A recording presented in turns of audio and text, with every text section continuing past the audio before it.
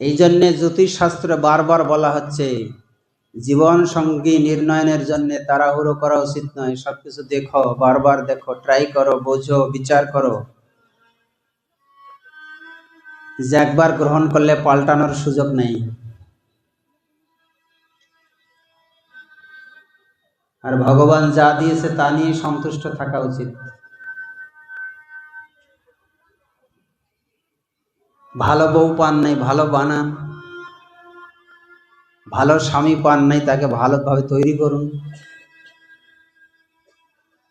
আসলে ব্যাপারটা হচ্ছে আমরা সবকিছু অটোমেটিক চাই, তো রেডিমেড চাই, সবকিছু তৈরি করা।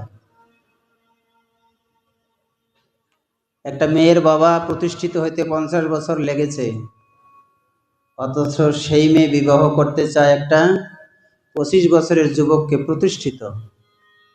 এটা অসম্ভব চাওয়া। যে তার পিতা 50 বছর লাগছে তার প্রতিষ্ঠিত হতে, অথচ তার সেই মেয়ে বিবাহ করবে একটা 25 বছরের প্রতিষ্ঠিত ছেলেকে। হয় না, এখানে বিড়ম্বনা শুরু হয়ে যায়। এই জন্যে জীবন সঙ্গী নির্ধারণ ক্ষেত্রে বারবার বলা হচ্ছে এটা অত্যন্ত দায়িত্বপূর্ণ।